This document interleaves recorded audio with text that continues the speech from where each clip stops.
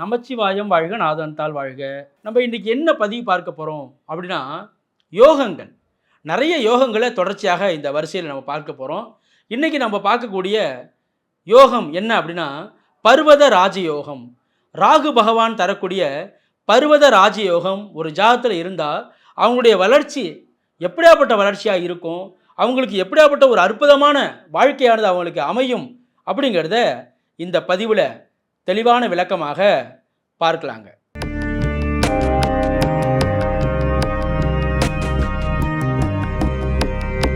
ரகசிய உண்மைகள் யூடியூப் நேயர்கள் அனைவருக்கும் இனிய வணக்கம், வாழ்க வளமுடன். நான் உங்கள் ஜோதிடர் விஷால் விவர்தன் பேசுகிறேங்க. நம்முடைய ரகசிய உண்மைகள் யூடியூப் சேனலில் நிறைய பயனுள்ள ஜோதிட தகவல்களை தொடர்ச்சியாக கொடுத்து வந்துகிட்டே இருக்கிறேன். அதை பார்த்து பயன்பெறுங்க. என்னிடம் ஜாதகம் பார்க்க ஸ்க்ரீனில் தெரியக்கூடிய 6381573180 என்ற நம்பர் மூலமாக வாட்ஸ்அப் மூலமாக ஆன்லைன் மூலமாக ஜாதகம் அனுப்பி ஜாதகம் பார்க்கலாங்க. முதல்ல பர்வத ராஜயோகம் பற்றிய ஒரு அற்புதமான பாடல் இருக்குங்க. அது ஜாதக அலங்காரம் என்ற புத்தகத்தில் இடம்பெற்ற ஒரு அற்புதமான பாடல்.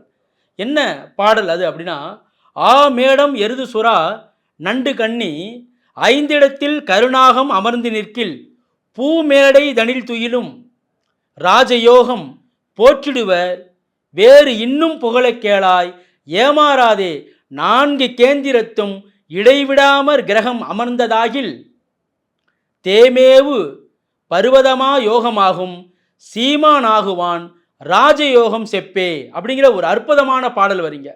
இந்த பாடல் வரி ஜாதக அலங்காரத்தில் இடம்பெற்றக்கூடிய ஒரு அற்புதமான பாடல். இந்த பாடலில் இந்த பர்வத ராஜயோகம் பற்றிய ஒரு முழுமையான விளக்கமானது இருக்கின்றதுங்க.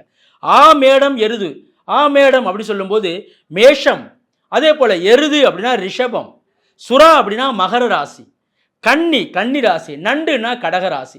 அப்போ மேஷம், ரிஷபம், கடகம், கன்னி, மகரம் இது போன்ற இடங்களில் ராகு பகவான் அமர்வது. இன்னொரு முக்கியமான அந்த வரி என்ன வருது, ஏமாறாதே நான்கு கேந்திரத்தும் இடைவிடாமற் கிரகம் இருந்ததாகில்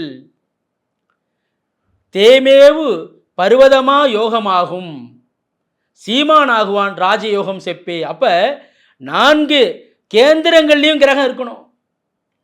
தொடர்ச்சியாக அந்த நான்கு கேந்திரங்கள்லையும் கிரகம் இருக்கும்போது தான் அதனுடைய முழு பலன், அந்த பர்வத ராஜயோகத்தினுடைய முழு பலனானது அந்த ஜாதகருக்கு கிடைக்கும் என்று சொல்லலாங்க. அப்போ இந்த அமைப்பு என்ன சொல்லி குறிப்பிடுது, பொதுவாகவே ராகு பகவான் மேஷம், ரிஷபம், கடகம், கன்னி, மகரம் இது போன்ற இடங்கள் அமர்ந்து அந்த இடம் உபஜயஸ்தானமாக இருந்தால், உபஜயஸ்தானம் என்ன அர்த்தம், 3, 6, 10, 11ஆம் இடம் இது போன்ற வெற்றி ஸ்தானங்கள் அமருவது. அப்போ இந்த இடங்கள்லாம் அமர்கின்றார்.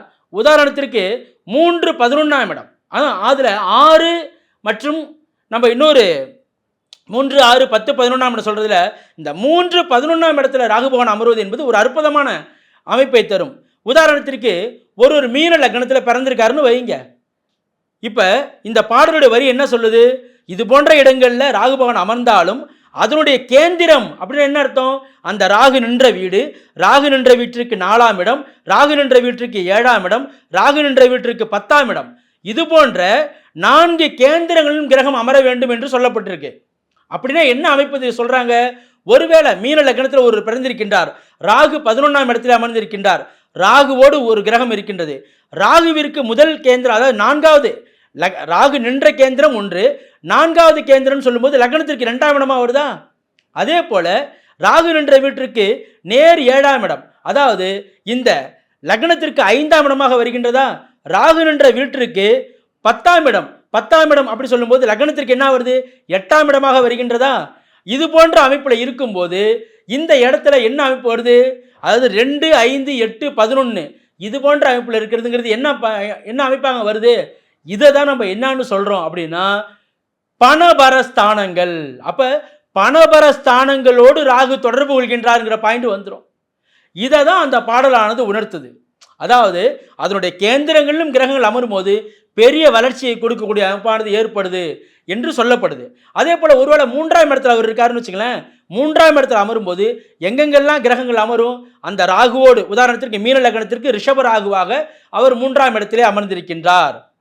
அந்த இடத்துல ஒரு கிரகம் இருக்கின்றது.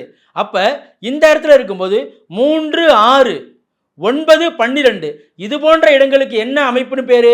ஆபோக்லீம ஸ்தானங்கள். அப்ப இது போன்ற இடங்கள்ல கிரகங்கள் அமர்வதும் பெரிய வளர்ச்சியை காணக்கூடிய அமைப்பானது ஏற்படும். பணபர ஸ்தானங்கள் மற்றும் ஆபோக்லீம ஸ்தானங்கள். இப்ப இது போன்ற ஸ்தானங்கள்ல இருக்கா அப்படிங்கிறதையும் நம்ம பார்க்கணும்.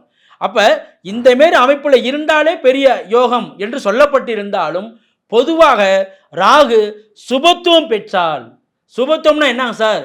சுபகரனுடைய தொடர்பை பெற்றால், சுபகரன்னா என்னென்ன? குரு சுக்கிரன் தொடர்பை அவர் பெறுவது. அவ்வாறு பெறும்போது நிச்சயமாக அவருடைய தசாகாலங்களில் பெரிய வளர்ச்சியை கொடுக்கக்கூடிய அமைப்பை ஏற்படுத்துவார் என்று சொல்லலாம். மேஷம், ரிஷபம், கடகம், கன்னி, மகரம் இது போன்ற இடங்கள் அமர்வதோடு இல்லாமல் கேந்திரங்கள், அதற்கு கேந்திரங்களில் கிரகங்கள் அமர்வதற்கான அமைப்பு நம்ம சொன்னோம். ப்ளஸ் பொதுவாகவே இந்த மாதிரி அமைப்புலாம் எதுவும் இல்லைங்க சார். ஆனால் ராகு என்னுடைய ஜாதகத்தில் குருவின் பார்வையில் இருக்கின்றார், ஒரு சுக்கிரனுடைய இணைவில் இருக்கின்றார். அப்போ ராகு தசை நன்மை செய்யுமா? நிச்சயமாக நன்மை செய்யும். ஆனால் ராகு எந்த நிலையிலும் பாவத்துவம் அடையக்கூடாது. ராகு திசையை நீங்க கணிக்கும் போது எப்படியெல்லாம் கணிக்கணும்? ராகுவிற்கு வீடு கொடுத்தவன் எந்த நிலையிலும் நீச்சம் அடையக்கூடாது.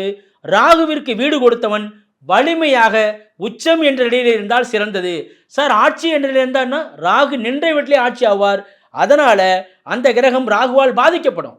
அப்போ உச்சம்னா வேறு இடத்துல உச்சமாகக்கூடிய அமைப்பு என்பது சிறந்தது. ஏன் சார் இப்போ கண்ணியில் ராகு அந்த இடத்துல இருப்பார், அதற்கு வீடு கொடுத்த புதன் அதே இடத்துல என்ன உச்சம் ஆகுறாரு? டிகிரி அடிப்படையில் விலகி இருந்தால் பிரச்சனை இல்லை. டிகிரி அடிப்படையில் விலகி இருந்தால் பிரச்சனை கிடையாது. அப்போ நெருக்கமாக இணையும் போது தான் புதனுடைய காரகத்துவம் அங்கே பாதிக்கப்படுங்கிற பாயிண்ட் வந்துடும். அப்போ இந்த அமைப்பெல்லாம் இருக்கா அப்படிங்கிறத நீங்கள் சீர்தூக்கி பாருங்கள். ராகு சுபத்துவமாக இருந்தால் நிச்சயமாக ராகு தசை பெரிய அளவில் இந்த அற்புதமான பருவத ராஜயோகத்தை தந்து அவரை பார்போற்றும் ஒரு மனிதராக, மிகவும் புகழ்பெறக்கூடிய ஒரு மனிதராக அது பரிணமிக்க வைக்கும் என்று சொல்லலாங்க. ராகு நின்ற வீட்டின் அதிபதி போல செயல்படுவார், தன்னை பார்த்த கிரகத்தின் அதிபதி போல செயல்படுவார், தன்னோடு சேர்ந்த கிரகத்தினுடைய காரகத்துவத்தை எடுத்து செயல்படுத்துவார், தனக்கு கேந்திரங்களில் இருக்கக்கூடிய கிரகத்தின் காரகத்துவத்தை எடுத்து செயல்படுத்துவார். இதை தான் இங்கே சொல்லப்படுது. ராகு நின்ற வீட்டிற்கு கேந்திரங்களில் கிரகம் இருக்கணும். ஏமாறாதே, 4 கேந்திரத்தும் கிரகங்கள் இருந்ததாகில் 4 கேந்திரத்திலையும் கிரகங்கள் இருக்கணும். அந்த பாயிண்ட்டுக்கு நீங்கள் வரணும். அவ்வாறு இருந்ததுன்னா கண்டிப்பாக பெரிய அளவில் இந்த ராஜ யோகத்தை, இந்த பர்வத ராஜயோகமானது ஒரு மனிதருக்கு அமையும் என்று சொல்லலாம். எல்லாவற்றிற்கும் முத்தாய்ப்பாக அந்த ஜாதகத்தில் லக்னம், லக்னாதிபதி பலம் பெற்றிருக்க வேண்டும். லக்னம் நன்றாக இருக்கின்ற ஒரு ஜாதகத்தில் ஒரு யோகத்தை ஒருவர் முழுமையாக அனுபவிக்க வேண்டும் என்றால் அந்த யோகத்தை அனுபவிக்கக்கூடிய தகுதியை அந்த ஜாதகம் பெற்றிருக்க வேண்டும். அந்த தகுதி எப்படி சார் அமையும்? லக்னத்தோடு சுபகிரகம் தொடர்பு கொள்வது, லக்னத்தின் அதிபதி நல்ல நிலையிலே சுபத்துவம் பெற்று சுபத்துடைய இணைவிலே 6, 8, 12ஆம் இடத்துல மறைவில் இல்லாமல் அவர் மூலத்திரிகோணம், ஆட்சி, உச்சம் இது போன்ற அமைப்பில் இருந்தார்னா கண்டிப்பாக அந்த யோகத்தினுடைய முழு பலனை அனுபவிக்க முடியும் என்று சொல்லலாம். இந்த யோகம் தாங்க பர்வத ராஜயோகம் என்கின்ற ராகு பகவான் தரக்கூடிய ஒரு அற்புதமான யோகம் என்று சொல்லலாங்க. இது போன்ற இன்னும் பல்வேறு ஜோதிட தகவல்களை தொடர்ச்சியாக நம்முடைய ரகசிய உண்மைகள் யூடியூப் சேனலில் பதிவு செய்வோம். நம்முடைய சேனலை சப்ஸ்கிரைப் பண்ணுங்கள், லைக் பண்ணுங்கள், பிறருக்கும் பயன்படுத்த ஷேர் பண்ணுங்கள். என்னிடம் ஜாதகம் பார்க்க ஸ்க்ரீனில் தெரியக்கூடிய 6381573180 என்ற நம்பருமாக வாட்ஸ்அப் மூலமாக, ஆன்லைன் மூலமாக ஜாதகம் அனுப்பி ஜாதகம் பார்க்கலாங்க. நன்றி, வணக்கம். வாழ்க வளமுடன், வாழ்க வையகம், வாழ்க பிரபஞ்சம்.